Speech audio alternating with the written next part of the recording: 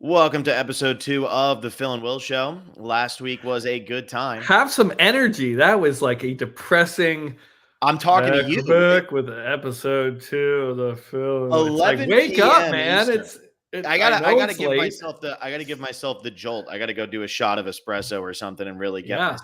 get myself going. But more importantly, Will, I have no energy because you and I both said we really liked Washington on Monday. And how did that work out for any listeners who actually took us seriously? I said I liked them. I liked the points. Did I look super into it before our show and make an official like this is like a lock? This is a pick that I'm advising anyone to take. I don't think I made that claim.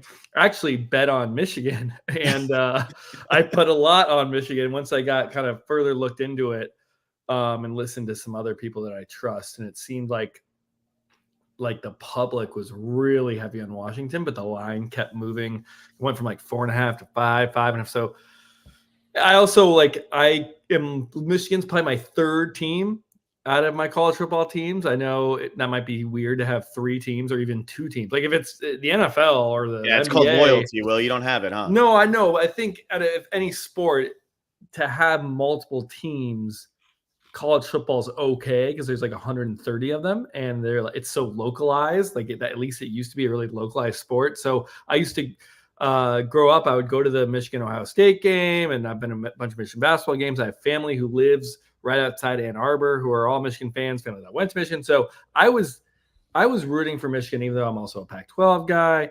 I don't know. I think it's okay in college football, but yeah, Michigan took it home. I'm excited, man. I'm excited for Harbaugh. He used to be the coach of Stanford and the Niners, 2 of my teams. Stanford's my other team, and Miami obviously is my other team. So it goes. So Miami, really, you only root for State. one college football team, and then you root for 2 other schools that put people on a field. But I don't know if you would really call them college football players. I mean, now we got 2 teams in the ACC. The Stanford and Miami, the classic Atlantic ACC Coast, baby. You know how Stanford rivalry. is. Yeah. No, I mean, yeah.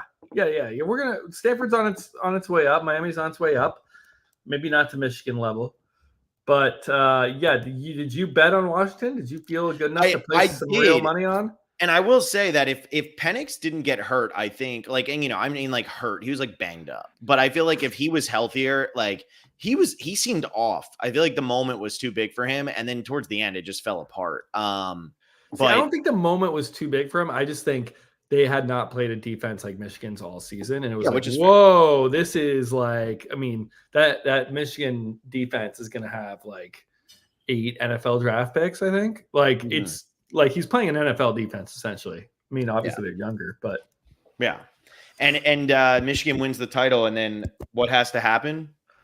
Nick Saban has to take the spotlight back and he retires. Michigan killed him.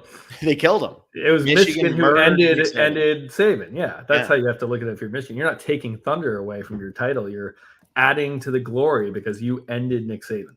That's how Michigan fans, I think, are going to take that one. Oh yeah, I think Michigan fans are going to be stoked, and rightfully so. I mean, you should be excited if you're a Michigan fan that Nick Saban is gone and you were the last team to beat him. That's a great feeling. But so we're going to be doing NFL wildcard weekend predictions towards the end of this episode. We'll be definitely getting to that. And I feel like that's going to be most of the episode. Well, they said, can you timestamp it? So I'll actually timestamp stuff tonight so that you all can get it at the right time and not listen to stuff you don't want to. Because last week we started with the traders, and there might be people who don't care about the traders, and then we jumped into a couple other things. And so here we are. We're gonna give timestamps, give people what they want. Give us feedback. You know, what do you want to hear? What do timestamps? That's good feedback. This is only episode 2 ever of a show that we don't. Again, every episode could be the last one. We don't know. Will said last week, like, you know, if you want to know where we're gonna be, you know, Thursday nights, the Phil and Will show, and here we are on a Wednesday night, 11:05, doing the Phil and Will show. So. Well, there's a major reason for that. And Phil, why don't you tell us what that reason is? Why are we coming to you Wednesday night instead? Because obviously Wednesday night cannot be the weekly night for the Phil and Will show when we do a Survivor podcast live after the episodes. Yeah, so we decided that there's a new show on Netflix that's kind of working as counter programming to The Traitors called The Trust, A Game of Greed, and they have to call it The Trust, A Game of Greed, because if they don't put A Game of Greed, there's like 12 other shows called The Trust, so I'm pretty sure they're getting like copyright hit and trademark hit or whatever.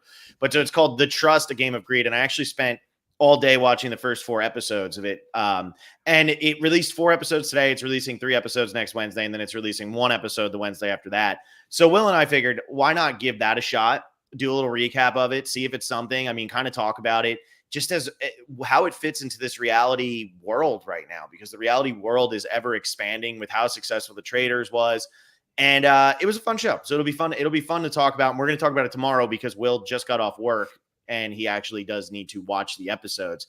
Yes. And unfortunately for all of you, I wasn't going to wait up till 3 a.m. for Will to finish the episodes and then sit down to podcast. So yeah, there's no way to get 4 episodes in today on, the day it dropped. But Phil and Will's show is not as urgent or timely or based on when episodes drop. It's just kind of as long as game lines are out. I think that's probably our only restriction. I don't think we would want to do an NFL wildcard weekend preview and not have the lines out. But those come out pretty early, immediately, anyway, at least for the NFL. So no worries there, and we will get to that later in this episode. Yeah, so we got a busy week because we're doing The Trust tomorrow, and then we'll be doing The Traitors on Friday, and then we'll have an episode that we pre-recorded coming out on Saturday for Patreon preview, and then on Sunday we do our Survivor Second Chances 2 pre-40 men. So we have a busy weekend ahead, and Will, rest your vocal cords. I know you haven't done this for a long time, so get it going.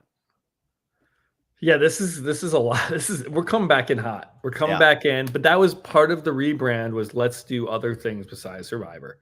Obviously, we're the 2 biggest Survivor experts in all of the internet, and we have the best takes and opinions.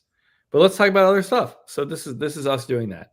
Yeah. So I want to start off, and we have this labeled as pressing questions and NFL wildcard predictions. So I want to start off because my pressing question is more of like a statement, and then it's weird for me because I grew up on the East Coast, you grew up on the West Coast, and you grew up a little bit more involved in this world of film, right? Or maybe you didn't grow up involved in the world. Not at all. But you at least were in the state where this was taking place. You knew people who were involved in this world of film. So like, I didn't know San Francisco and LA are like a 3-hour drive apart. Yeah, that's right. Yeah, exactly. So anyway, so the Golden Globes happened this past weekend. So anybody who knows, we do our cinema specialist show. Like John and I always do Oscar predictions. It's really exciting. But the Golden Globes were this past weekend.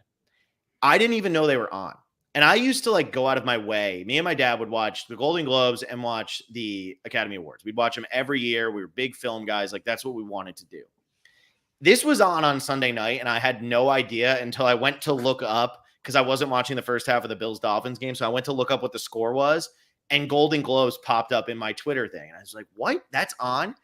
And what my question / statement is, we were talking about last week with like RIP bowl season and everything like that. The Golden Globes used to be the party, and it used to be like the predecessor to the Oscars, and it used to be exciting, and it used to be fun, and people used to love it. And now they've gotten so desperate that they actually included an award this year called Cinematic and Box Office Achievement, which was an award. I saw that come up. I was so confused. I'm like, is this an award or is it just like a metric? It's like, who made the most? Is it like an objective thing? Like, oh, this movie made the most money, give it an award. It doesn't need an award, it just made all that money. But exactly. On. So this is what I want to say. Cinematic and Box Office Achievement. Here's the nominees, because this is where I'm going with this. I like it. This is a nomination. It should just be like, who?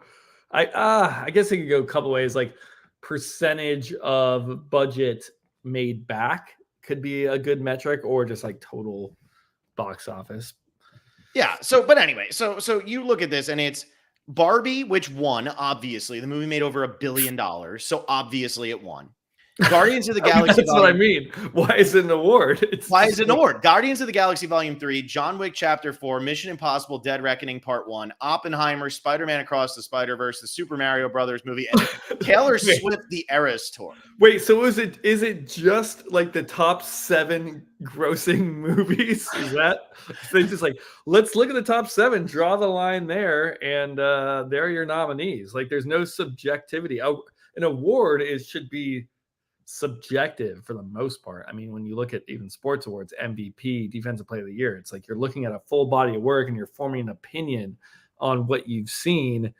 Whereas like in the NBA, you have like scoring leader. That's not an award. It's a title. Whoever scored the most points per game wins it. It's not a debate. You know, So Steph Curry in 2020, I believe, when 2020 or 21, he scored the most points per game. You get the award. This feels kind of like that, but they're adding some subjectivity to it. So I have no idea. So this is what I want to. So this is what I'm going to do. So there were 8 nominees. Barbie was the top grossing movie domestically, and it was nominated. Super Mario Brothers was 2. Spider-Man Across the Spider-Verse was 3. Guardians of the Galaxy was 4. Oppenheimer was 5. Little Mermaid at number 6 was number 6, but did not get nominated for this award. What a snub. What an absolute snub. Ant-Man and the Wasp Quantumania was number 8. Did not get nominated for this award. I skipped Avatar The Way of Water because it made a bunch of money this year, but it's really a last year's movie. John Wick Chapter 4 was number 9 and got the nom. Sound of Freedom made $184 million, did not get a nomination. And then Taylor Swift, The Eras Tour was number 11. Indiana Jones and the Dial of Destiny was skipped. Mission Impossible Dead Reckoning Part 1 was in there. And then Oppenheimer, which did really well for an R-rated movie, one of the highest grossing R-rated movies of all time. But Oppenheimer wasn't... Oh, no, I already said Oppenheimer. So it was number 5. Okay, so Oppenheimer was on there. I was gonna say, Oppenheimer made a shit ton of money. But so anyway, all I'm saying with this is, why is this an award? Because clearly, like I'm like a cinephile. I love movies. I'll watch all the old movies. I watched a movie from like 1963 yesterday. I'll watch movies from the 30s. I'll watch silent movies. I don't care. But it seems like with the Oscars and the Golden Globes, they've really gone away from making it about like film. I feel like you're celebrating these big box office movies by going to the box office and watching them and giving them press and giving them trailers and putting them on commercials and TV and blah, blah, blah, all that stuff. But now they're creating an award for this, and yet their viewership is down 10 million viewers on the Golden Globes since 2019. That's 10. It was 19.6 million back then. It was 9.6. So the way they're spinning it this year is that it was a 50% increase from last year, because last year was like 6 point something. So it's like, oh, look, it did really good. It is still 10 million viewers off of what it was in 2019, and that wasn't even the peak of the Golden Globes. Oh, not at all. It's been going... And this doesn't even go for the Golden Globes. This is award shows in general are just completely irrelevant, and no one really cares anymore. Is there any way to save them, or are they just a thing of the past, and people like me who obsess over Best Picture winners and stuff like that are just an anomaly, and I just need to suffer through it? Because it's not even a day for me anymore. That's what annoys me. It's like I had 2 days out of the year. It was the Golden Globes and it was the Oscars. That as a huge movie fan, I could sit down and I could watch that stuff. And now they're even trying to turn that into a more commercialized thing, and it's not working. It's hurting the product more than anything. Yeah, I mean, I'm with you. I grew up and my mom was super into the Oscars, like loved it so much that we used to have big Oscar parties at our house. We'd have it catered. We'd tell people to dress up as your favorite movie star from back in the day. So my sister and mom, they dressed up as Catherine and Audrey Hepburn. And who did I dress up as? I don't know. I think I was just like a pirate I think I was Jack Sparrow, even though that wasn't not Oscar nominated. But I think my dad was. He was like, Oscar nominated for that. He was. Okay. That's also like, that's getting more to my point on this, which I don't know if I have a coherent point. So this just came up, but I feel like, and this could be wrong, but I feel like awards used to give out, like the nominations of these awards were the biggest, most awesome, kick-ass movies of the year. The movies that people wanted to see, the box office hits, the Hollywood glamour, the big movie stars on the big screen. And maybe that's why they invented this random award, to give some credit to these box office hits that maybe aren't as artsy and getting the awards anymore. Because if you look, I go back to 2006, who won Best Picture? Phil, you should know this. The Departed. The Departed. Okay, who is in The Departed? Leonardo DiCaprio, Matt Damon, Mark Wahlberg, Alec Baldwin, Martin Sheen. You want me to keep going? Vera Farmiga. Yeah, just go down the line. Okay, who directed it? Martin Scorsese. Okay, so you take a movie like that. That movie won Best Picture. Okay, tell me who was in The Shape of Water? Sally Hawkins, Richard. I don't know who that is. Well, you asked who was in it. She was in it. Michael Shannon was in it. Michael Stuhlbarg. I do love Michael Shannon. I love Michael Shannon. Yeah, Michael Stuhlbarg. Did you watch Boardwalk Empire? No. Okay, so Michael Stuhlbarg was in it. Or another. I mean, there's plenty of other recent examples, but like it's not going to like, work against me. No, so. no, I'm not, and I'm not trying to. I'm not, but it could work for listeners. Like, who the hell are these people? What is Shape of Water? It's an artsy, more independent film. And back in the day, I mean, 03, fucking Lord of the Rings is winning Best Picture. Okay, you have No Country for Old Men. You have Hurt Locker, and these are like kind of bigger movies with movie stars. And now into the 2010s and now into the 2020s, it's like we are getting these more artsy, independent, and this is a product of having so much content. I think that's really the heart of the issue. Is basically forever in the movie industry there was 5 or 6 studios, and that's how you got movies made. You had to be a studio movie. That's the only way you're getting the resources, the capital, the actors, the talent, the directors, everything that needed to happen to make a movie. You needed to go through a major studio that was going to then promote and advertise the movie.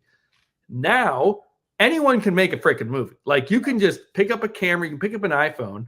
Not that that's what's happening with a lot of these, but there's so many. You don't need a major studio. That the amount of content coming out, and then it became, okay, if we're going to look at all this content, what stories have maybe these more important messages or themes that should be important to society in each given year? And it's not necessarily like, who made me just smile my ass off at the theater? Like when I went and watched Inception, I am just, oh my God, this is incredible. This is great. And then you watch some of these other more recent ones. Everything Everywhere All at Once, which won Best Picture last year, was a pretty mainstream movie though. It was an independent movie. That wasn't a major studio movie though, and it has a lot of foreign actors. It has a lot of weird themes going on, and I think that is an example, like a really good example. I mean, we had a first foreign film win Best Picture in 2021 with Parasite, or was it 2019? It was right before COVID, yeah. Right before, like, so the amount of content, the amount of movies that are out there, and the amount that are even considered for these awards, like no one can kind of keep up. That the same thing happened with the Emmys, where it used to be your TV shows that everyone watched. So everyone's tuning in Sunday night to watch Game of Thrones or Breaking Bad or Lost. Sopranos back in the day. Sopranos, the way it could lose. 24, a network show with 24 episodes a season that won Best Drama in 2007 with season 5, I want to say.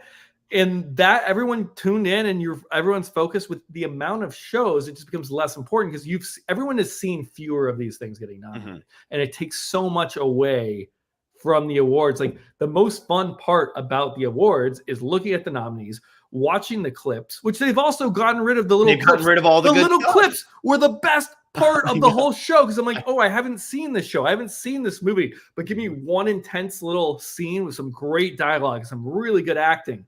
And or it's the editing award, it's like really great editing. Thank you for that sound effect. And now I don't even even the movies I haven't seen, I don't even get my little snippet. So I'm even more pissed. But it was fun to go in like, oh, I've seen that movie, I liked it, I'm gonna root for that one because it's the one I've seen. Now it's like, I've seen the more movies you've seen of the awards season movies, the more you're gonna like it.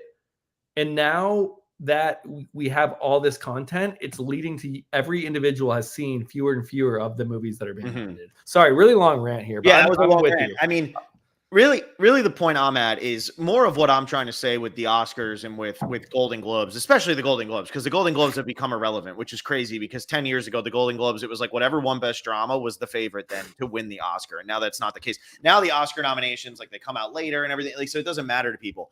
But I think the biggest problem right now is like these types of shows. Like your mom was really into it. She brought her nerdy son who thought that Jack Sparrow was like an iconic character because he was 2 years old. He is an iconic. He's iconic now, but like 2 years after that movie came out, when your mom says, go pick an older character, you pick No, you didn't have to pick an older character. You had to pick someone you like. But like, yeah, you're trying to pick out. Everyone was trying to go with a deep cut. I was like, I'm just going to be Jack Sparrow. Yeah, but so essentially what I'm trying to get at is like, the movies that get nominated, you're always going to have those artsy movies. Moonlight won Best Picture over La La Land, which I think is crazy, but it happened. And you had Manchester by the Sea, Hell or High Water. But then you did have Hidden Figures, which was a box office movie. You had Hacksaw Ridge, which is a big box office movie. You are always going to have that balance. But I think what the people who are producing these shows are missing the point of is the people who love Barbie don't really give a shit if Barbie wins an Oscar or wins a Golden Globe. They aren't going to tune in to see if it's going to win. They'll go on Twitter and tweet about it and say whatever, but they're not going to tune in. So like when you make this separate award that then gives Barbie, it like all the headlines were like Barbie wins big. I was like, holy shit, did it win best? Did it win best whatever at the Golden Globes? And it didn't win anything.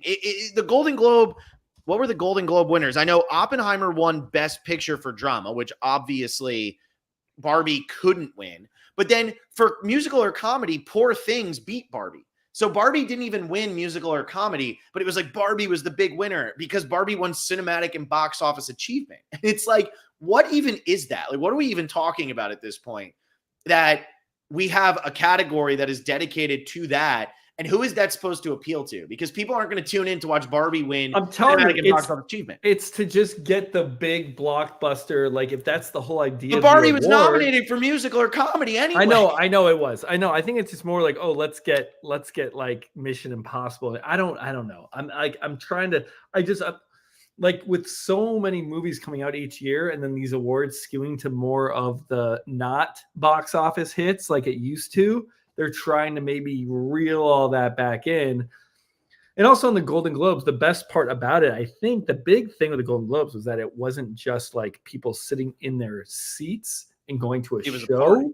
It was a dinner party. Everyone's at a table eating dinner. And more importantly than the food was the booze. And that basically, it got all of Hollywood together, all the biggest actors, directors, mainly the actors and the actresses.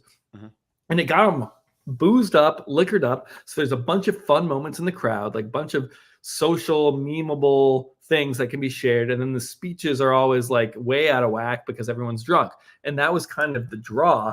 But just like anything, like we've seen with Survivor, we've seen with any live programming, you're now competing against video on demand everywhere. Mm-hmm. Streamers everywhere. Everyone consumes content by streaming, and a lot of people don't have cable. And so I think this is just kind of the trend. It's just the way it goes to get people to tune into a live event, unless it's sports. Sports is kind of the only thing that's held out. The award shows held out for a little bit. They were always up in some of the most watched things. But with all this other content to watch, and you don't even know half these shows that they're talking about or half these movies, it's tough, man. It's tough to get people to tune in. Yeah. So before we jump over, John says 24 winning best drama, while The Sopranos, The Wire, and Lost is on, was wild. And it is. I mean, it just kind of shows like the changing landscape. 24, I give credit to as like changing TV forever. And not that they were the first serialized drama, but they were the first major serialized drama on a network, on a broadcast network that had a storyline that basically every season it reset to a new day, but you're watching the same characters again. I know there's Twin Peaks was one also. I was going to say, you better mention Twin Peaks. You're going to get 24 was a game changer for, this wasn't a premium show. It wasn't an HBO. It wasn't Showtime. It was on Fox on weeknights for 1 hour, and you had to follow the whole season for 24 episodes. And it went like 9 seasons. I mean, 24, one of my favorite shows ever. And it deserved it that year. It was great. Season 5. Go watch season 5 of 24. Yeah. Before I jump over to your thing, this is totally unrelated, but I just want to, make mention of people when they put stuff in the comments here. And Clutch Hattrick asked if we follow college basketball. It's been a crazy season so far. We won't talk about college basketball anytime soon because Miami just lost to Louisville, and Louisville had not won a road game in, I think, 4 years, and they just beat Miami tonight in Miami. So, just want to get that misery out of the way there. I think we could do we'll probably won't talk about college basketball until March, which is when the conference tournaments start. Yeah, the whole world starts caring about college basketball in March, and I think it's a really tough sport to follow. I mean, they dribble, they put the ball in the basket, and then the team that gets the most points wins. That is a little tricky. Yeah, that is tough. And then like some shots are worth different point values too. Yeah. So that makes it really hard. All right, you wanted to do pressing questions. So what? I think I might save I didn't think we'd get 25 minutes into this just talking about award season. You want to hold yours off? I think so. I think we have too much NFL stuff to talk about. All right, we're going to get an NFL stuff, but I just want to let everybody know Will is really excited for his pressing question. So I Well, honestly, clearly I'm not that excited if I'm willing to not. no, you're just building the suspense, man. I've been sweating. I didn't sleep last night because I was like, what is Will going to talk about tomorrow? All right, we can talk about it for 5 minutes if you want to. It's not that pressing. No, though. we're going next week. No, okay, next week. Mildly pressed question will be done next week. But a lot of people want to hear us talk about the NFL stuff. They do. Last week, the NFL stuff was a big hit, which gets me excited because I like talking about NFL stuff. So I'm just gonna read through a couple of the comments here in the chat, give people their credit, and then we can kind of comment on that and go game by game or whatever we want to do. But Catherine Jessica Nadoff says the funny thing is the Chiefs' last 2 playoff games of the pre-Mahomes era were also at home. So Mahomes the Chiefs are always playing at home. They just tended to lose. I mean, isn't the whole deal like Mahomes has never played a road he's never played a road play. He has never won a road playoff game. Did he go to New England? I think he went to New England and lost. Yeah, right? that sounds yeah. Right. We have Jack Conroy. Easy to forget that the Alex Smith Chiefs were still pretty good. Clutch hat trick. Time for Stafford to ruin Detroit's dreams and for Green Bay to ruin McCarthy's job. Love Alex Smith. I just got to take a quick second here. That's fine. Big Alex Smith fan over here. Jack Conroy. Packers beating Cowboys would be just incredible. And that's it. We're caught up on football news. So I'm not just doing this because I'm a Lions fan. But the Lions game seems like it is the one that matters to everybody right now. Am I wrong in saying that? Like everybody cares about the Lions right now? I think that is probably the biggest game of Wild Card Weekend. The most important, most eyeballs, whatever you want to call it. And there's a lot of reasons for that. One of them is the whole narrative surrounding it, which we talked about last week with Stafford returning to Detroit after all these years, and even Goff playing his former team that he took to a Super Bowl. And there's intrigue on both sides either way, just narratively. And then you look from like a football side and you look at the Lions' first division win in, I don't know, however many years since you've been alive, Phil. Yeah, 93. And you look at this Rams team who really turned it on later in the season. And you basically look at that 2021 season, 2022 Super Bowl.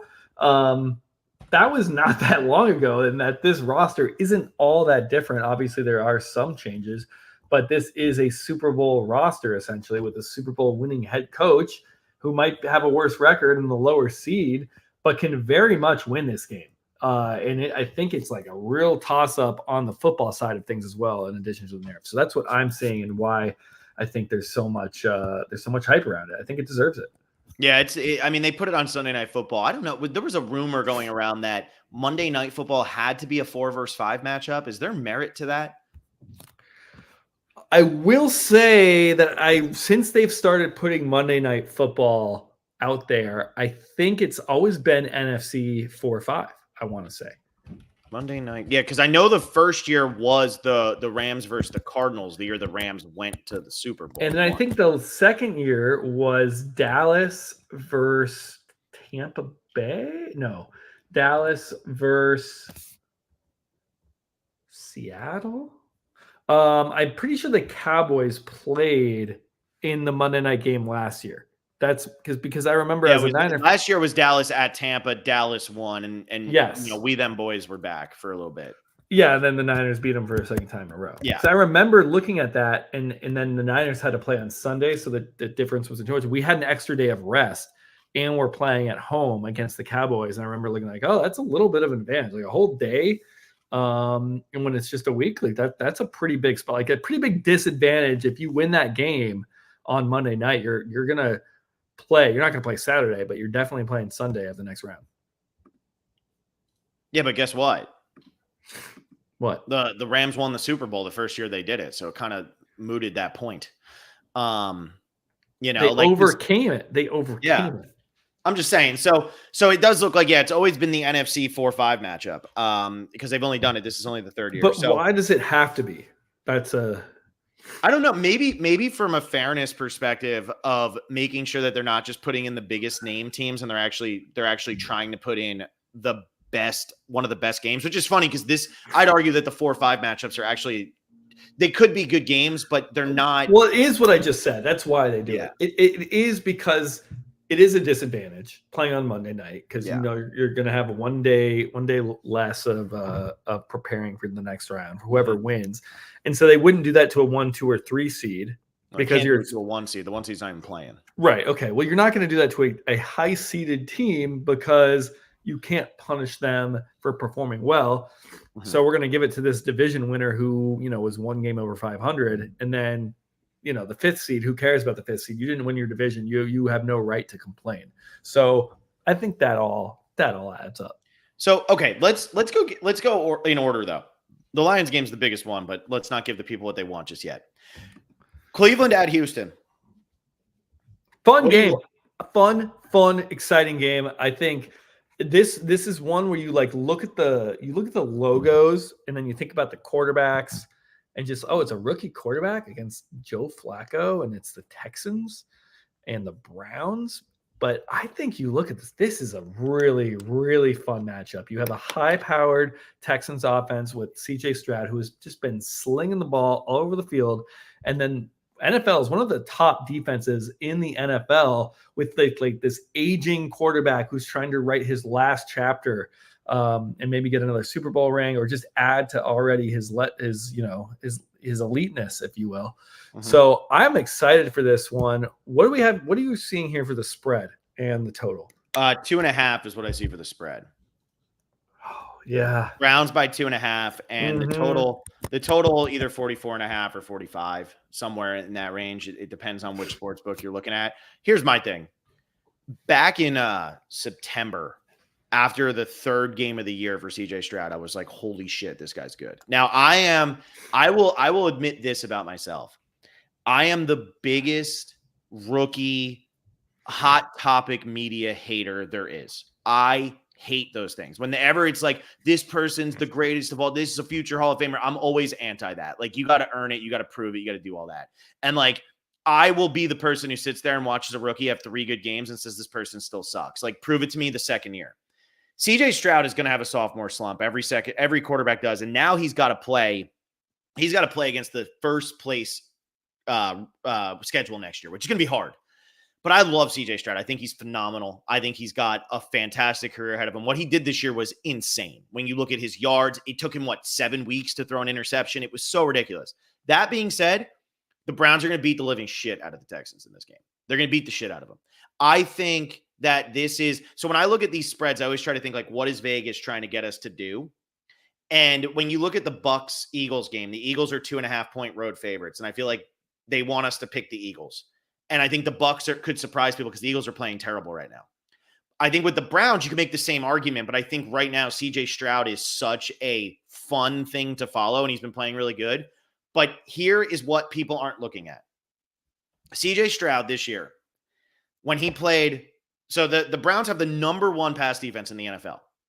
Number 2 pass defense in the NFL, somehow, despite how horrible they were, was the New York Jets. No matter how bad that team was, they still had the second fewest passing yards allowed per game. When CJ Stroud played them, he got hurt, but he got hurt after halftime. They hadn't scored a point, and in total, in almost 3 full quarters, I forget exactly when he got hurt, he threw for 91 yards. Okay, and he was healthy for most of that game. So just to really like hammer home how bad that was, CJ Stroud threw the ball 23 times and threw for 91 yards and only completed 10 passes. He played the 3rd best pass defense in the league this year, and that is the Carolina Panthers. What happened in that game? Texans lose, give Carolina their first win of the season. Stroud throws for 140 yards. Wait, the Panthers are not the 3rd best pass defense in football. When in what metric? Yards no, but okay, yards allowed. That's a bullshit metric. Okay, so that's a bullshit stat. But CJ because Stroud here's why. No, here's why. No, but here's why the Panthers have the best pass defense. No one throws the ball against them because they have such a big lead after the first quarter and they run the ball. That's looking at you need yards per attempt. You need other metrics because obviously total yards per game, everyone is running the ball against Carolina the whole entire second half. But here's the point. That doesn't change the point that CJ Stroud and the Jets. That same thing goes for the Jets because the Jets, everyone has a lead, and then they just run the ball. So I mean, But he you didn't look have at a passing lead. numbers. Will, he didn't have a lead. I know in the game, I'm But just in both saying, of those games, saying he these didn't have a lead. numbers can lie to you when I've been through this road before. You look, it's like, wait, all these like really bad teams have like the best pass defense in terms of yards per game. It's like, yeah, because no one throws the ball when they have a lead. So, but okay, but if you said to me the Texans won that game 30-15 against the Panthers, I'd be like, okay, that's fair. That's totally fair. But they didn't. They lost. And to the Jets, they lost. And Stroud couldn't throw worth shit. So whether those teams are actually the second and third best pass defenses, it doesn't matter. Right now, that's where they're ranked in terms of yards. The Browns are number one. And the Browns actually are that good. The Browns aren't a team that, oh, well, their run defense is so bad that's why it's happening. No, they're not. If you look at their rushing yards allowed per game, the Browns are in the top 10. No, the Browns probably have the best defense in the NFL, I'd say. Stroud's going to get eaten alive. And I think I think the Texans defense is good enough to keep them in the game for a while, but I think Flacco won't make any mistakes, and I think the Browns are going to blow them away. So for me, this game is going to come down to turnovers, as it often does in the NFL. And Flacco has been extremely turnover prone with his interceptions. And then you look at CJ Stroud, which you say, hey, a rookie quarterback, playoff game, you can't trust that. He threw 5 interceptions all season. And yeah, I think Davis Mills came in for like a spot start here and there. Keenum and Mills both started one game. So I think he played 15 games and threw 5 interceptions. So like and 3 of them were in one game. There, I mean that. So and the Browns could easily pick him up. If I'm looking at just the turnover volatility here, it so heavily favors the Texans. Where I feel like Flacco is so likely to do it and CJ Stroud is so unlikely to do it that I kind of want to take the points and just say all it takes is a couple errant passes from Flacco, a couple extra possessions. That's how the NFL kind of works, especially with these kind of early wildcard playoff games where it's not one team is clearly better. And I might take the points here. I think what gives me confidence in the Browns is that when they played with Deshaun Watson earlier in the year, they still managed to win games despite Deshaun Watson. Let's see how many interceptions Deshaun Watson threw this year. Okay. Cause this is fun. Deshaun Watson, how many interceptions did he throw this year? He threw 4. Okay. So not that many. How many games? Fewer than CJ Stroud. Yeah. But how many games did he play? I'm trying to find this 1, 2, 3, 4. 6. He played in 4, 5. He played in 6 games, and in one of those games, he only threw 5 passes. So he really played in 5 games, and he threw 4 interceptions. So he's good for a pick per game. Yeah. And the Browns in those games went 2, 3. They went 4, 5, and 1. The Browns defense is so good that they can overcome that stuff. So that's where I think. Yeah. Flacco started what? 4 games for the Browns? 5? 4 or 5? And he's at 8 interceptions. He's going 2. He's giving you 2 per game. Yeah. And Stroud's giving you like a third of 1. So but then what happened in those games though? Yeah, no, I mean the Browns are good. And maybe 2.5 is too low. I think if this thing goes north of 3, give me the Texans. I think Browns by a field goal is right in that sweet spot. 2.5 is a little bit tricky. I don't know. It's tricky. It's tricky one. Should we move on? We spent a good amount of time. Yeah, we can move on to the next one. I just think that's an interesting game because it is. I like this game a lot. It might be one of my favorite games of the weekend. All right, let's go to the Freeze Bowl here. Miami at Kansas City. Game time temperature projected at 0. Wind chill brings it down to -9. What do we think about the Dolphins traveling from Miami to go to 0/-9 degrees? I feel like if you told me at the start of the season we were going to get Dolphins versus Chiefs in the wild card round, I'd be like, oh man, sign me up. These are 2 high-flying offenses, fun quarterbacks, AFC powerhouses. The Dolphins, I know they tailed off at the end of last year, but Tua was going through his concussion stuff. And, just give me Tyreek Hill and Waddle just blitzing down the field. I would have been just so pumped. Every circumstance of this game, everything we've seen this season is just calling to me that we're getting like the worst possible version of this game. Yeah, For both one, teams Miami can't win on the road to save their life. So Miami's not a road team. Miami does not travel. But now they're traveling not only to another team's arena, they're traveling to a 0-degree arena with snow when they live in humidity all year. So that's one, and we know how that works. Two, the Chiefs are like a shell of themselves and are not even fun to watch anymore. They have no receiving game. Travis Kelce is old. Taylor Swift has done something to him, so he can't even like get open. Like he literally runs like this and like turns. I had him on fantasy this year. I yelled at the TV a lot. I grabbed in the first randomly, like, oh, I'm gonna get the number one tight end. I don't have to worry about tight end, no streaming, no stressing or sweating. And it's like his worst season ever, pretty much. So he's over the hill. He's done. The Dolphins also, when you look at teams that they have beaten, they never beat a good team. They never beat like a playoff caliber team. Mahomes, he can't win on the road, but guess what? He's at home. So it's like they're only 5-4 at home this year. That's the craziest part. So everything is like, man, this could have been such a high flying game. You have the Tyreek Hill narrative too, but I just feel like the Dolphins are going to go there. They're going to be out of their element. Mahomes, they're going to run the ball a bunch. Mahomes will make a couple passes. They'll throw to Rashee Rice a few times, but there you go, Jack Conroy. I got him. Kadarius Toney will drop a few passes. Maybe MVS will drop a pass. Kadarius Toney has more drops, I think, in one game than CJ Stroud threw interceptions all year. There you go. Facts. So I think I'm going to watch this game. Duh. It's like I'm not going to not watch an NFL playoff game. But the level at which it could have been, the excitement, we're so far away from that. What are the lines on this one, Phil? I have not done any prep for this show. Yeah, did you take? So let's all day. Let's get a little game going here, though. So in that last game, I'm clearly taking the Browns at -2.5, and I would argue that you could take that spread if you really wanted to get ballsy and risk. You could take that up to like 7, and not obviously that you're going to get a big price for that. So that's why I'm saying it's worth the risk on a low risk, high reward there. But I would take them at -2.5. No, for sure. What would you take in that Houston game if you had to take one bet?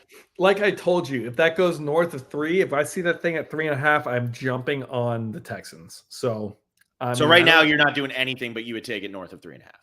I would. I also, what's the total? 40. It was 40. Well, so that total is weird. 44.5, 45. That's a tough one. I will say. Also with that game, it's just a high variance game. Like I could see a shootout. I could see like a 10-3. Like there's a lot of variance there. I'm probably going to stay away from the total, but I'm waiting for that number to climb. Yeah, in this Chiefs-Dolphins game, the spread is 4.5 and the total sitting at 44.5, 44. Get in on the under as soon as you can. That's my opinion. It's going to be freezing cold. When these two teams played for the first time, they played in London. It was 21-14. The Dolphins shut the Chiefs out in the second half. They did a great job in the second half, and their defense has gotten better. I would say the Chiefs are just a great under team overall this entire season. One, because you have everyone betting, you have these expectations of Patrick Mahomes and that Chief offense to literally put up a ton of points on the board and be this high flying offense, which they are not. Isaiah Pacheco gets the ball like 50% of the snaps, it feels like, and they just run clock out. And on the other end, you have Chris Jones and that pass rush and that defense absolutely just shutting teams down. So the Chiefs are such a good under bet, just no matter who they play, really. And you're putting this prime time on Saturday night. It's Peacock exclusive. I mean, who's not that screams under? Exclusive? That screams under. Peacock. That's the new trend we're going to look at. Peacock exclusive unders. Peacock exclusive. I mean, I don't know I know you were watching Sunday Night Football. The amount of times that they said Peacock exclusive as if it was like Santa's bringing extra presents, baby. It's like, yeah, great, dude. You can pay for a streaming service. Luckily for us, we were watching the Traders and already had. Yeah, so I already had to purchase it. But anyway, the under is the move here. You put that on prime time. Tua Tagovailoa in that offense. You have the Chiefs and Patrick Mahomes. The public is going to love the over in this game. They are going to absolutely love it. This is under all over. It's going to be cold as hell. Both teams are going to be running the ball. Tua Tagovailoa's arm might not make it through the game. I love the under. In terms of the spread, I don't really know because I actually think the Dolphins, everybody's so low on them right now. I could actually see the Dolphins maybe sneaking away with one there because the Chiefs are just playing absolutely horrible too. I don't think the Chiefs don't impress me. So I think the Dolphins could win that game, but it's going to be so cold. I'll just take the under and forget about the spread. What's the spread? 4.5. Yeah. I mean, I probably lay them. Yeah. Yeah. I kind of feel like the Chiefs are like sleepwalking through the season. It's what I feel like the Patriots would do this too, where they like won a few Super Bowls and then like they end up like 11-5, and you're like, are the Patriots like not? Are they not one of the top? They don't have one of the best records. Like they won their division, but they're like a 3 seed. And then like you watch a playoff game, you're like, oh yeah, okay, I remember Tom Brady in the playoff. Like I remember what goes on here. And it could be a little bit of that where the Chiefs just feel like, I mean, you look at their division, that is one of the worst divisions outside of Kansas City. It's like the Raiders, the Chargers, the Broncos, all teams in absolute peril. The Chiefs didn't need to work that hard. They didn't need to show their hand. So part of me feels like they might just come out and be like, oh yeah, we're back. We're still the defending Super Bowl champions here, and just put a beat down on the Dolphins, especially in that cold. So I will probably, if I had to lean one way, I'd lay that with the Chiefs. All right, cool. I'm gonna hold you to that because I can't have you sit here and wish-wash your way through this entire episode. All right, let's jump over to Sunday. The worst game by far, hands down, no questions asked, of the weekend. Pittsburgh at Buffalo. Over/under at 36.5. The spread is currently sitting at 10. Could be up at 10.5, 11. It doesn't like it's moving, but right now it's at 10. 59% of the. So here's how I like to look at it. 59% of the money currently is on Pittsburgh to cover. The spread opened at 9.5 and has grown to 10. So that means that even though 59% of the money is on Pittsburgh, odds makers don't give a shit and are so happy people are picking Pittsburgh right now.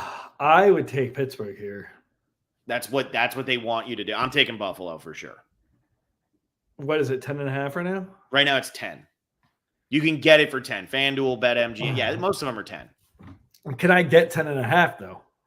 If you want, yeah, I mean, you would have to probably pay like -115, -120, but sure. It's not out there. 10.5? I bet it is. Well, what I'm looking at right now, I mean, I can go on DraftKings. Hold on. Let me look here. I'll tell you.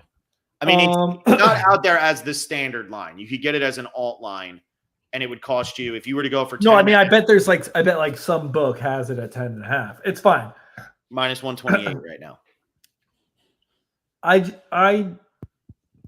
just, what have we seen from Buffalo to be like, this team's actually good besides their previous seasons and Josh Allen, who turns the ball over as much as Joe Flacco? I mean, they won 5 straight, and I know they haven't looked good in all of them. They have not looked good at all. They beat the Cowboys by 21. Yeah, and during that stretch, they beat the Chiefs and they beat the Dolphins. Yeah, no, I mean, a lot of this is the NFL being extremely mediocre this year outside of 2 teams. I mean, that's part of this whole deal, why it's so tricky. You're giving me 10.5 points with Mike Tomlin.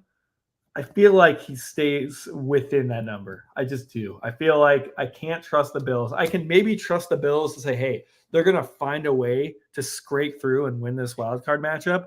But do I trust them to cover 10 TJ Watt's not playing, though. How much does that affect things? No pass rush getting to Josh Allen. I just trust. It's more that I trust Mike Tomlin and the franchise not to get blown out. Like I like just to make it a game for a half, and then maybe just hang around and kick a field goal and you lose by 8.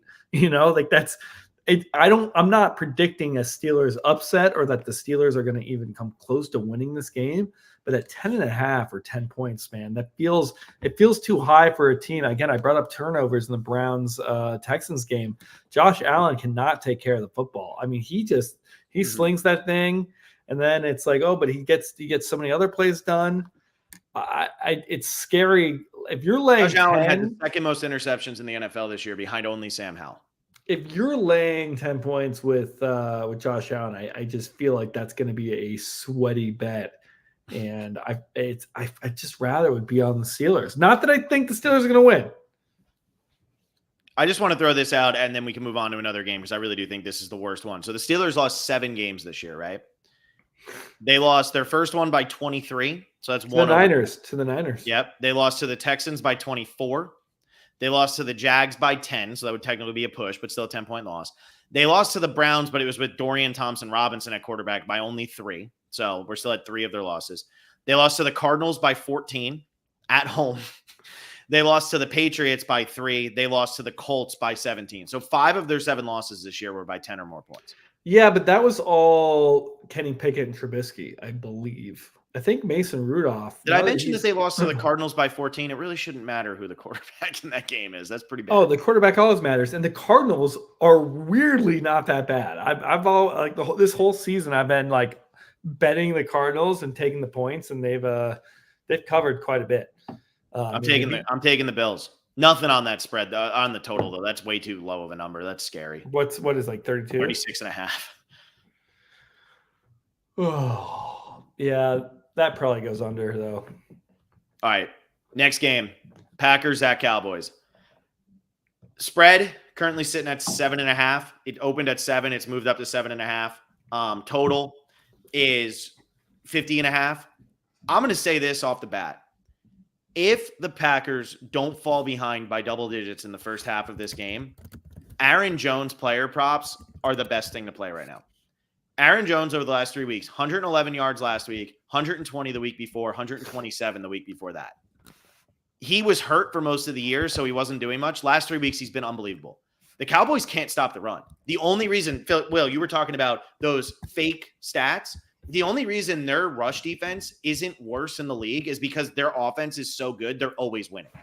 But when they actually get a team against them that can run the ball, they can't stop the run. So I won't give my pick here on like an over-under or a spread yet, but I will say Aaron Jones I think he's at like 69.5 rushing yards. I would alt that all the way up to 100. Like, I'm not even joking. I think he goes over 100 yards in this game. Wait, or 100 yards rushing or rushing? 100 yards rushing. Yeah, that's that. I would not advise to take that bet. I think they're going to be throwing the ball a lot. I would take some sort of rushing plus receiving line. I always like that. The numbers, they always juice it up a little bit higher. But at least you're covered. I hate when I take a running back like over 80 rushing yards and then you hit them with a screen pass for like 50 yards and none of it matters. So, I mean, maybe rushing plus receivings if you're really into Aaron Jones. I don't know if I can advise a full take over 69.5 rushing yards, especially if they're going to be down. I don't think they're going to be down that much. This Cowboys offense, man, they are legit. They might be one of the best offenses in the NFL. I mean, they've got to be top 3. We're gonna see how this goes as we move forward. They were the top scoring offense throughout the year. They scored the most points per game, or most points just in general. We're gonna have to see how this goes. But I'm gonna be honest. I know that earlier in the year, these two teams didn't play. Did they? No, they didn't. I really think that the Packers can win this game. I really think that. I really do. I feel like that's the public vibe of being like, no, the public loves the Cowboys right now. They're all over the Cowboys right now. That seems like such a trendy upset underdog. The Cowboys and Dak, 71% on the Cowboys. They underperform in the playoffs, and now we got this not a rookie but first year starting full-time quarterback in Jordan Love, and they've got this ragtag group of guys up in Green Bay who have a coach who's been in a lot of playoff games before, and they can take it to them. And I just don't know if I fully buy that. I think the Cowboys are in another league offensively than the Packers, and just it's hard. What is it? What 7.5 is what we're looking at right now? Yeah, and the Cowboys haven't lost at home this year. That's worth noting. Or they did. It was just they didn't lose at home once this year. Yeah, the 7.5. It makes it. That half is really makes it tricky. I think I probably still lay them with the boys, though. I don't see Dallas losing this game.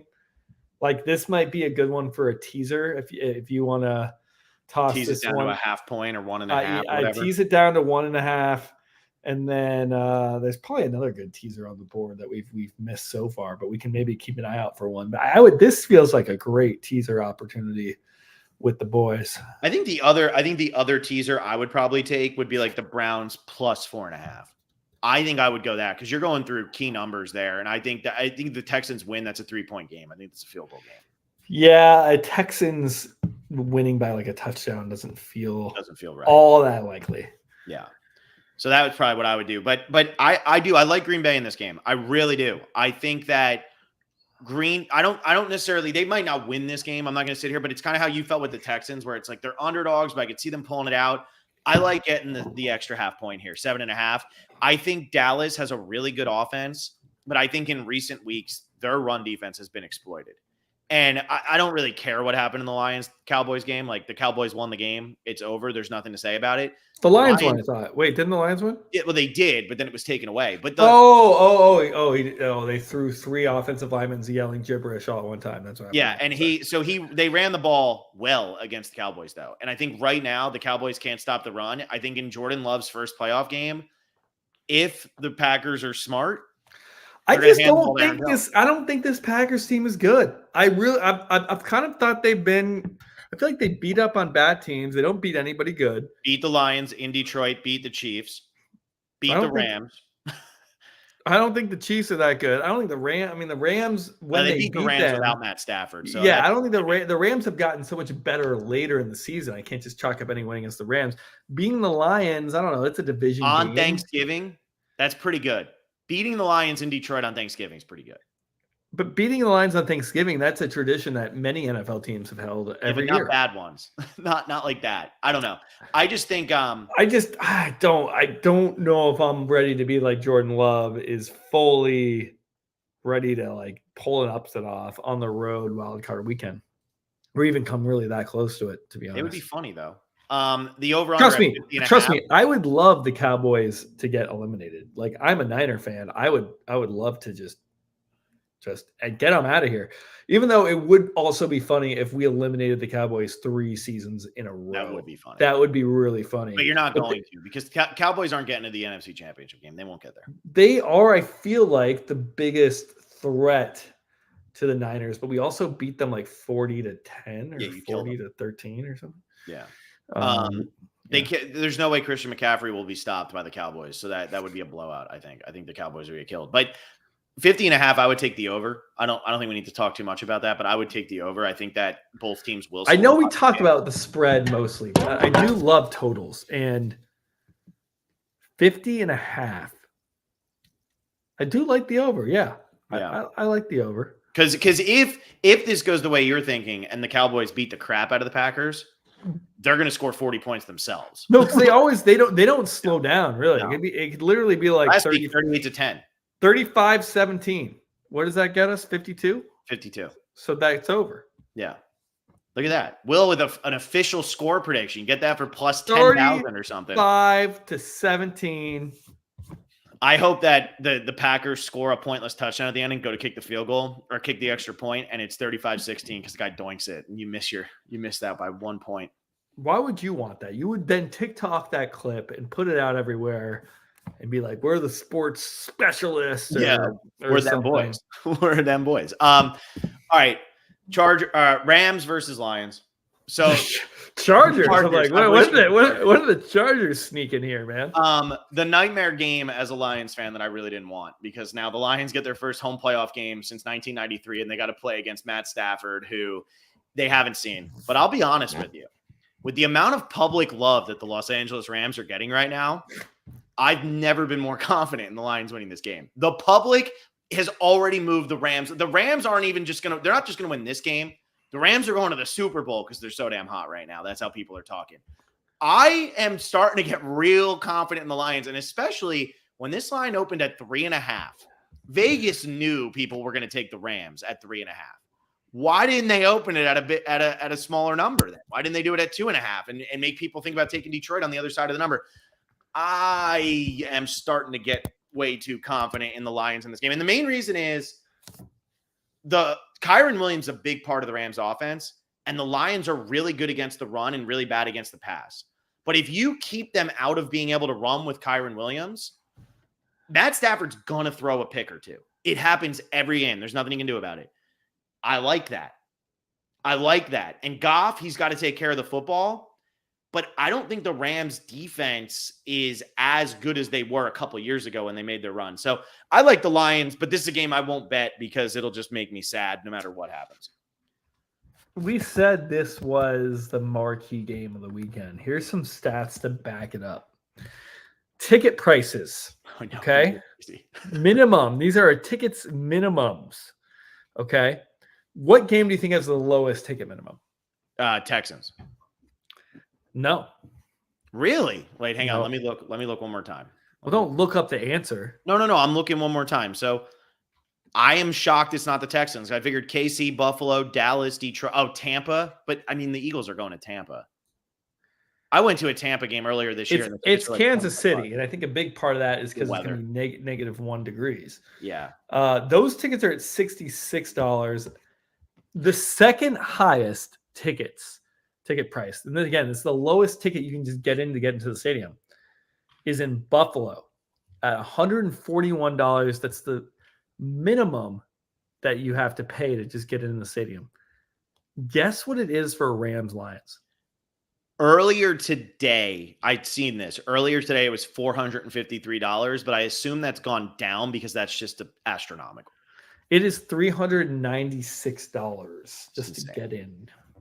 It's insane. I was trying to convince my father-in-law for my birthday to get me tickets if the Lions got that, and then I didn't even have that conversation once I saw the prices. It's insane. Right.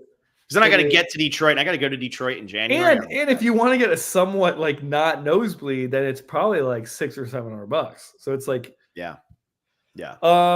Hopefully, all the Lions fans don't have any money left by the time they get to the Super Bowl, because then I can get the Super Bowl tickets real cheap. Yeah, yeah, they spend all.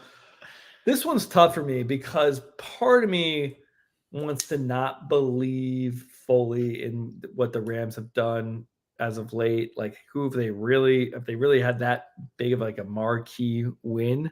I know they have great players, but it feels like too little, too late, and kind of like a hodgepodge group on the Rams, at least football wise.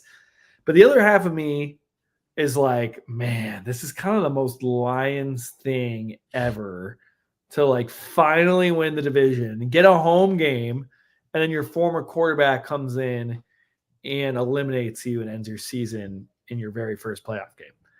That feels so Lions and so Detroit to me. It's hard for me to think that Jared Goff and this defense are just going to shut down the Rams and make this thing happen, even though football-wise, maybe that's where my head leans. It's more like overall, like the Lions are just kind of cursed. And this would be so funny to be like, oh, gotcha. You thought you were in the playoffs? Huh. Good one. No. Stafford's going to come kick your ass. Sorry. Yeah. So I want to just throw this out there as during this Rams. So I was very successful with the Rams making the playoffs and Rams over 6.5 wins to start the year. And I took the Rams to make the playoffs when they were 3-6. Like, their schedule was so easy down the stretch. I said, if Matt Stafford comes back, you were getting plus 500 at one point. So like, if Matt Stafford comes back, you're going to make playoffs. I have the tickets to back that up. But here's their stretch, right? Seahawks, they beat them by 1. They beat the crap out of the Cardinals. They beat the Browns 36-19. That was Flacco's first game. Also Flacco's only loss during his stretch since he's come back. Then they lose to the Ravens in Baltimore. Close game, goes to overtime. That was exciting. They beat the Commanders. They beat the Saints. They beat the Giants by 1. And then the Niners game at the end of the year doesn't matter because neither team was playing anybody. Thank you for saying that. Yeah. Their wins aren't that impressive because even that Browns win where they blew the Browns out, it was Flacco's first game back. So what are the expectations really for Flacco in that game? Now, the Lions lost to the Seahawks at home. They lost to the Packers at home. The Lions they should have lost to the Bears at home, and then instead they just lost to the Bears on the road. The Lions have lost some stinkers this year. But I think there's going to be a lot of hype. I think that I think that home field is going to make a huge difference in this game. I really do think it's going to make a huge difference. And Stafford just throws picks. So like if I had to pick, I would take the Lions. I don't know if I would take them against the spread. I might honestly just take their money line and lump it with something else in the game. Maybe I find like a player prop I like, or tease the Lions. Maybe tease the Lions. I could see them losing up to 3.5 by 1 point on like a last point, like just a last second field goal, and then tease that with the the Chiefs. That was my prior tease. No, it wasn't the Chiefs. It was the Bills, or not the. No, who was it? Who was my tease? Oh, it was the Cowboys because you don't see them losing that game. Right. Yeah. Right. So you tease those. That's your Sunday afternoon. Tease the Cowboys, tease the Lions, and I think that thing wins like almost all the time. Yeah, and I think like, when you look at the Rams, as somebody who had them to make the playoffs, watching that Giants game in New York, and I get that's outside, so that's different. They almost lost that game. Like, they should have lost that game. So, man, it's stressful with the Rams. And like, I think this is gonna be a close game. I think it's gonna be high scoring. I think Matt Stafford's gonna throw for a boatload of yards. One big thing people aren't talking about, CJ Gardner-Johnson coming back for the Lions on the back end is massive because they were playing all year without having any Is he type of fully ready to go? He played last week. Okay. Yeah.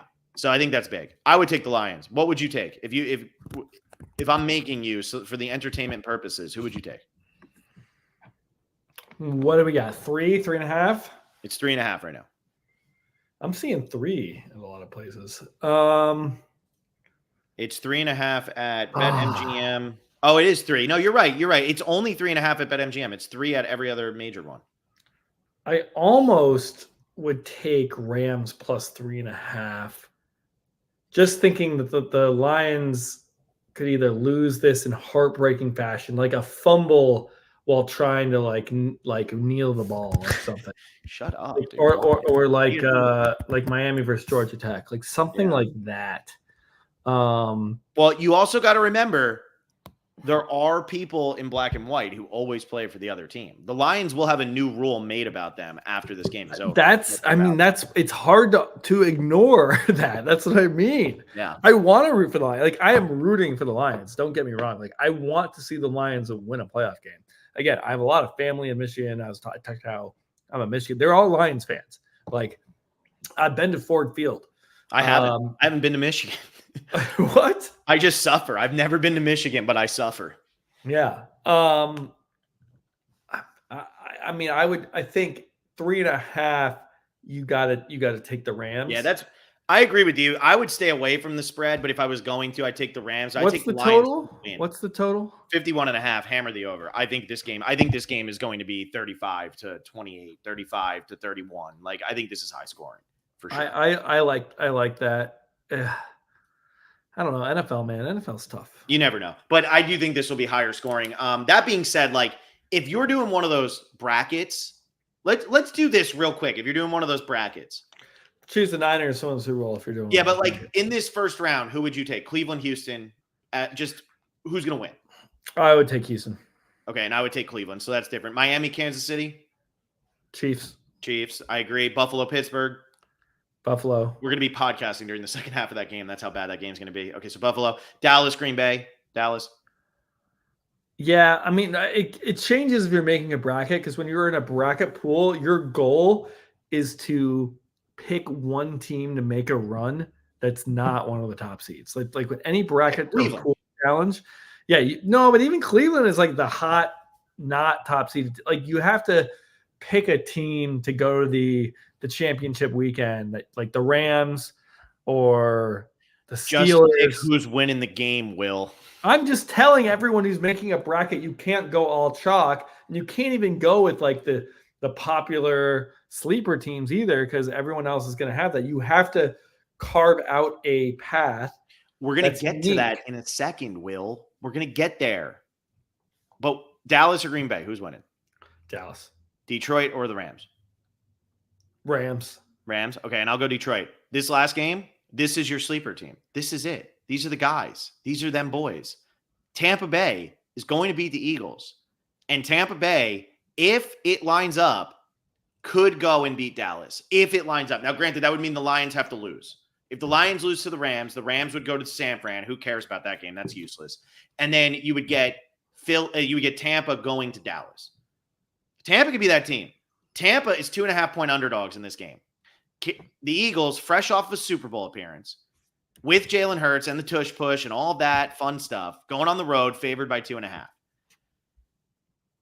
That is baiting you into taking the Eagles. This is part of what I was saying about the Chiefs a little bit. I mean, not as much, because, at least the Chiefs have won 2 Super Bowls with their, somewhat current makeup of coaching staff and quarterback and all that. Where the Eagles, they just did it one season last year with Hurts. But part of me feels like, man, you're you don't need to play your best football, especially when you start what are they 8-1 to start the season? Yeah, but I think the thing that's scary about this team is they started off 8-1, and they didn't look good in those 8 wins either. It just seems like it caught up to them finally. No, it's definitely not the same as the Chiefs. I give the Chiefs my leash on the Chiefs is definitely longer, but they were 10-1 and they finished. Part of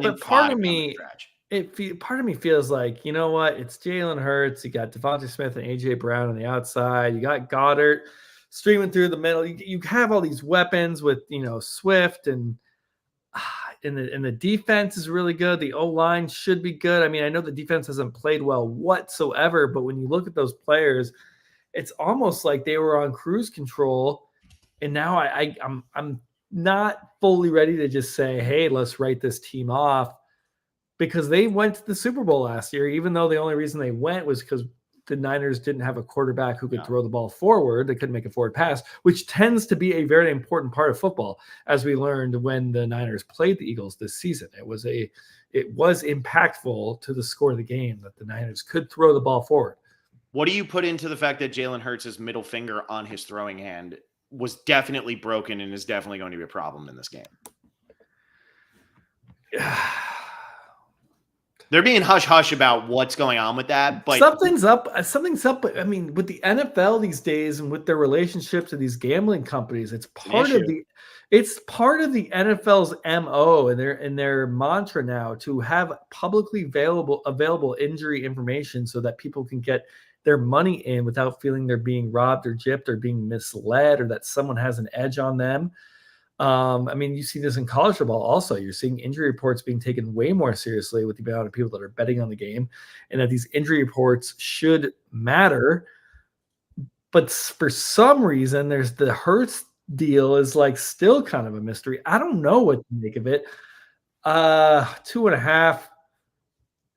It's not enough points for me to be like, I'm going to take the Bucks. Because basically, if you're taking the Bucks, I'm taking the Bucks to win this game. I would take the money line in this game. If you're taking the Bucks at plus 2.5, you are giving them a very, very realistic shot at upsetting the Eagles and winning this game. You know, the previous NFC champion, the current champion of the NFC.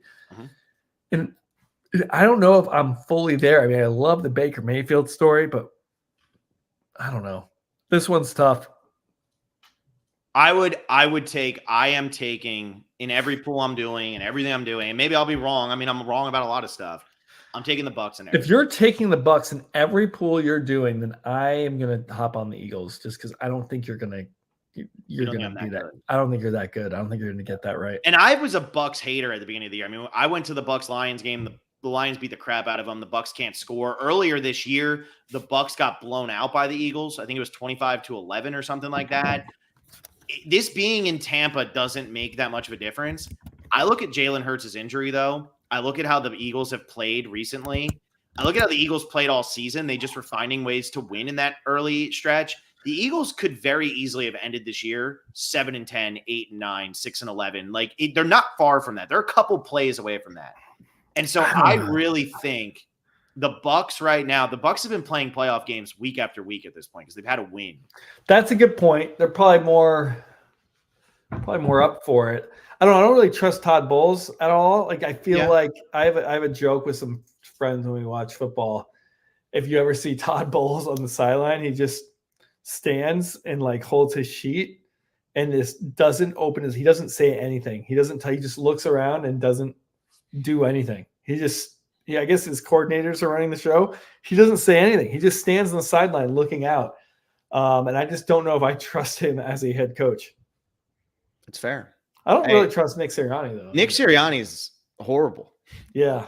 He's horrible. I don't know if I like him. So I don't know. This one, I don't think the Eagles are some. I'm not trying to say they're like some sleeping giant, but Eagles have no pass defense, and this is legit. They can't stop the pass against anybody. This isn't like I'm not looking at numbers or anything. Like every team's throwing against the Eagles, but that's because the Eagles are easy to throw against at this point. Mm-hmm. Baker loves to throw. I think he's going to throw for a lot of yards in this game. Weather won't be an issue because it's in Tampa, although we've had like 40 mile an hour, 50 mile an hour winds down here the last couple of days, but I think that'll be gone by this weekend. I just think the Eagles with Jalen Hurts beat up, I don't think they have. Is AJ Brown even playing? Like, what's up with AJ Brown? You got to think he's suiting up. Let me see. AJ Brown. He's hopeful about having AJ Brown and Devonta Smith in Tampa. Yeah. That's the latest news. They're gonna play. This is NFL players. I don't know, man. I don't know.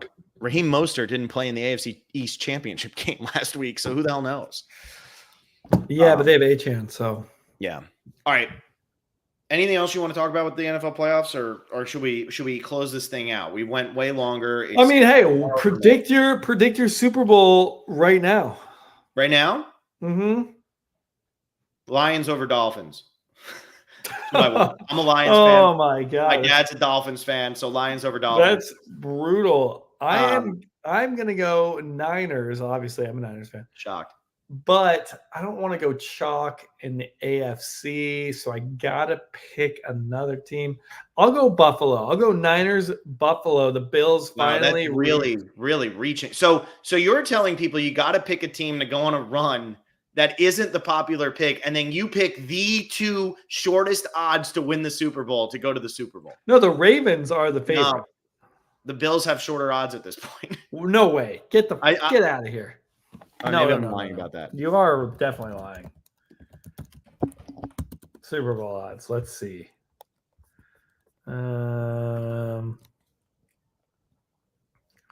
Niners plus 220 at the favorite. Ravens plus 320 in second place. Then the Bills are in third place at plus 650. That's kind of surprising to me with the way they played. I mean, at least watching them. Yeah, it's because they won 5 in a row. But I mean, Baltimore hasn't done it with Lamar in the playoffs. And I know everybody, that's the story. To me, it's just like the Bills to me are the favorite to come out of the AFC. I don't think they're I don't. If you want to make a hot take, the Ravens are the favorite. Now, it's not even a hot take. Again, when I make these pools too, what did I say before? I didn't say make the Super Bowl. I said make the conference championship. Make conference championship weekend. That's what I do with the Final Four pools. Is like pick your wacky teams for the Elite Eight. Once you get down to 4, maybe dial it into some more chalk. So I mean, if it's like Buffalo versus like the Steelers, that's a joke, by the way. Yeah, I know that they're already playing, but pick someone else. It's like Browns versus the Bills. Maybe that's a nice little. It's the AFC Championship. No, that's what I'm saying. Pick your thing. Pick your weird team for the championship weekend. Texans, Bills, AFC Championship game. I mean, we had the Jaguars in the championship game like not that long ago. I know people forget. So. Yeah, my realistic one, like if I was actually picking right now, I would say it's going to be Niners and Chiefs. I think the Chiefs are going to turn it on, and I think the Chiefs are going to figure it out. And I think Mahomes has just been there. He's going to get a home game. He won't get a home game in the second round. 2019 over again. It's 2019 over again. 2020. Yeah, whatever it is. I do want to throw one bet out there, though, for the weekend, and this is for those of you who stuck around for an hour and 20 minutes. Who will have the most passing yards during the wild card round? What do you think like the favorite for that is, and who do you think the longest shot is for that? You want a game that's going to be somewhat close so that the quarterback is continuing to pass. Like Dak might be the favorite because he is tied for the favorite. He's a co-favorite right now. I was thinking Dak or like Goff in the Rams game. I think Goff could be a sleepy one, like Goff or Stafford, like just because that game is going to be the most high scoring. I obviously don't see it in the cold. I don't see it, I don't see CJ Stroud doing it against the Browns offense. I certainly don't see Joe Flacco doing it. Joe Flacco is the co-favorite with Dak Prescott at DraftKings right now, which makes no sense to me. They're both plus 500.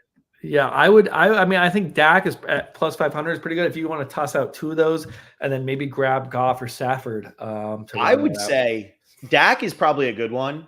But I do think that we could run into the situation where they blow out Green Bay, even though I think that'll be a closer game. But if it's not a blowout, Dak won't throw as much late. And if it is a blowout, if it's not a blowout, it's going to be because the Packers are running the ball well, which will keep the ball out of Dak Prescott's hands. I like Stafford going against the Lions defense because they're not easy to run against, but they're easy to throw against. But the one I really like at plus 1,400, I just talked about, is Baker. Plus 1,400. He has the 4th worst odds. The only ones with worse odds are Josh Allen, Jalen Hurts, and Mason Rudolph. Baker Mayfield against the Eagles defense, that secondary at plus 1,400, you throw $10 down on that. That wins you 140. And I think that's very reasonable. Like Baker Mayfield could throw for 350, 400 yards in that game, especially if they're losing the whole game. That's a fun pick. Where can you get that? Right now, I'm looking at DraftKings. Is betting legal in Florida where you are? You can't bet on you can only do Hard Rock down here. Hard Rock's the only one that's legal down here, and I doubt Hard Rock. I gotta find a friend to get some action on that. I'm in California, so not legal for me either. I never bet on games, just so everyone knows. I just like talking about it. Yeah, betting is terrible. Don't bet. Also, let me see if you can get it. I don't think you can get it over here on whatever. But all right, anyway, that's one that is definitely worth playing in my opinion. No, I think that's a really fun bet, especially if you take Baker plus 1,400 and then throw some on Dak and then maybe put some on Goff or Stafford and have 3, and then you get in these, you're getting plus odds on these high plus numbers. I think you can, I don't know. I mean, maybe Josh Allen and just rips the Steelers apart and you get screwed. But I kind of like spreading some money around on those high plus values. That's always fun. Yeah. All right, so that's going to do it for the Phil and Will Show episode 2. Good luck this weekend with the NFL wildcard. Will and I will be back tomorrow night. We're going to be podcasting The Trust, A Game of Greed. And then on Friday, we're going to be podcasting The Traders. No subtitle needed. A game of fun. Sneakiness. And then we'll have to figure out when we're actually going to do the Phil and Will Show next week, because the Traders moves to Thursdays. The Trust is on Wednesdays, and Will is making a surprise visit. So we'll have to see when we're going to do this. I mean, maybe this is the Phil and Will Show. Each week it gets a one day earlier. So we start on Thursday. This week it's Wednesday. Next week it's Tuesday. And then eventually we're going to go backwards in time. We're going to be doing Phil and Will shows for the next week before we've done the. We're going to have to predict what's going to happen. Show. That's pressing news so that we can release it. But yeah, so, follow us on social media at Survivor Specialist. Become a patron if you're interested in our content, patreon.com/thespecialist. Got a whole bunch of Survivor content, movie content going on over on the Patreon. At some point, I could see us getting some sports content over there. Not right now, but I could see it happening soon. So, I mean, the Phil and Will Show, if it gains a base, I know it is, again, Survivor's the main squeeze, but absolutely Patreon content to come if the Phil and Will Show can have some people tune in. And watch The Trust so that you can hear us talk tomorrow. Sorry, The Trust, A Game of Greed. Watch it so that you can hear us talk about it tomorrow. And that's it. We'll see you later. Thank you all so much for listening. And hopefully now I can remember to go back and put in those timestamps.